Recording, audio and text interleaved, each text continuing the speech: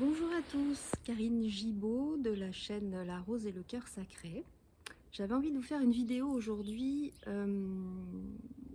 sur le thème des blessures. J'avais déjà tourné une précédente vidéo, vous pouvez la voir sur la chaîne, concernant les blessures et l'intérêt de faire ce travail sur les blessures. Là, j'avais envie de répondre à une question que les personnes que j'accompagne me posent souvent au cabinet. À savoir comment est-ce que l'on guérit de nos blessures.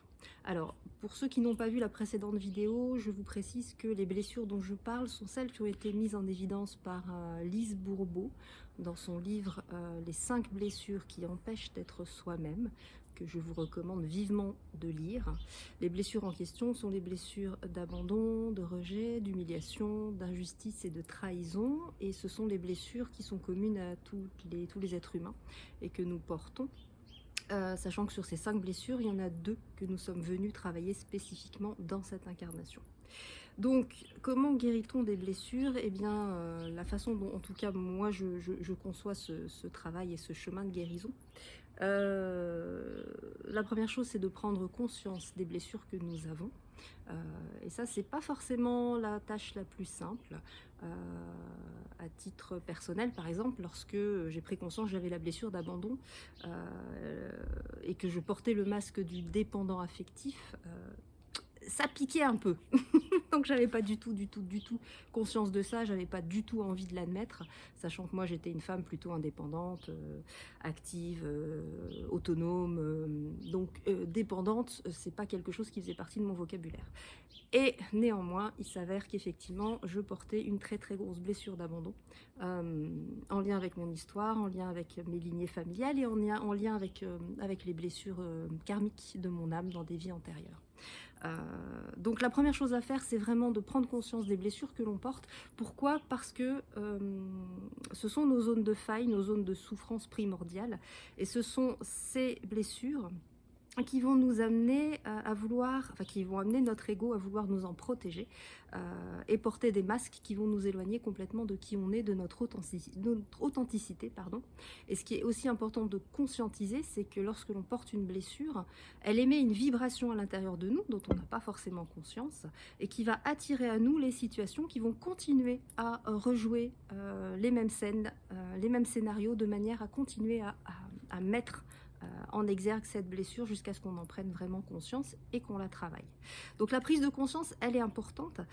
Donc je vous invite déjà dans un premier temps à lire ce livre avec un stylo à la main ou un surligneur, de manière à souligner tous les passages qui vous parlent de vous. Il y a des blessures dans lesquelles vous n'allez pas forcément vous reconnaître, ou alors seulement un petit peu, c'est normal.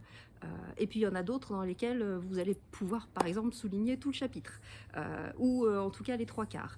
Et là vous pourrez vous dire, bon ok, cette blessure-là, elle est très active chez moi, c'est ça que je dois travailler.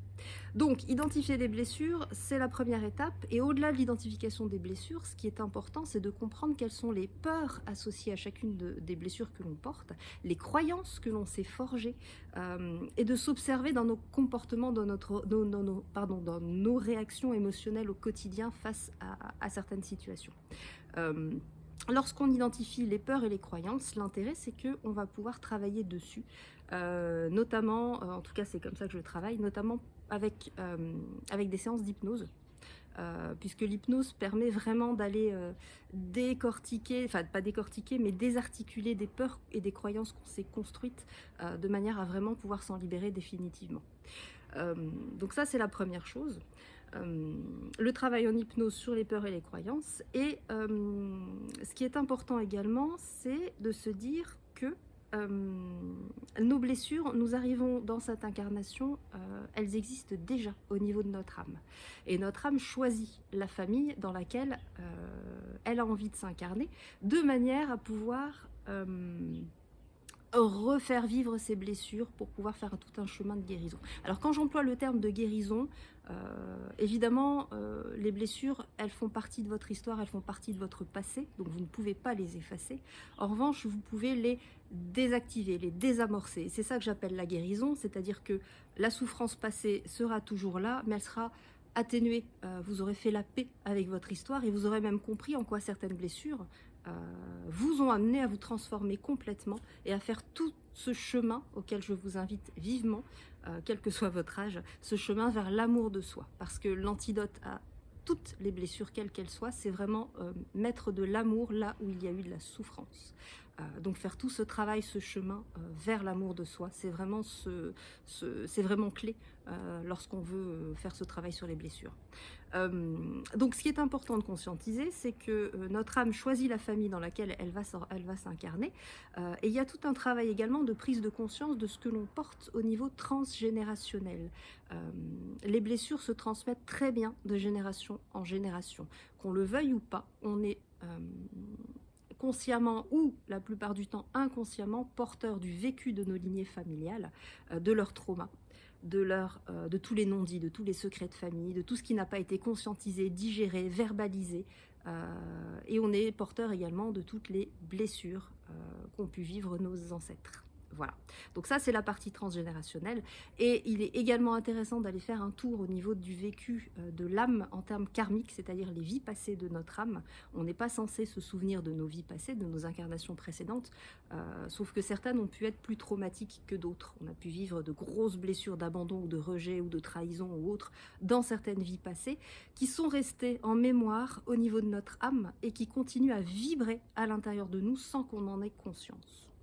Donc, le travail sur les blessures, en tout cas tel que moi je le conçois, il se fait vraiment sur ces trois axes. Notre incarnation, notre histoire de vie depuis notre naissance, les nettoyages à faire au niveau des lignées transgénérationnelles, de ce qui nous a été transmis par nos ancêtres, et puis nettoyer certaines vies passées qui continuent à vibrer au niveau de notre âme et qui viennent perturber et créer des blocages et des scénarios répétitifs dans cette incarnation.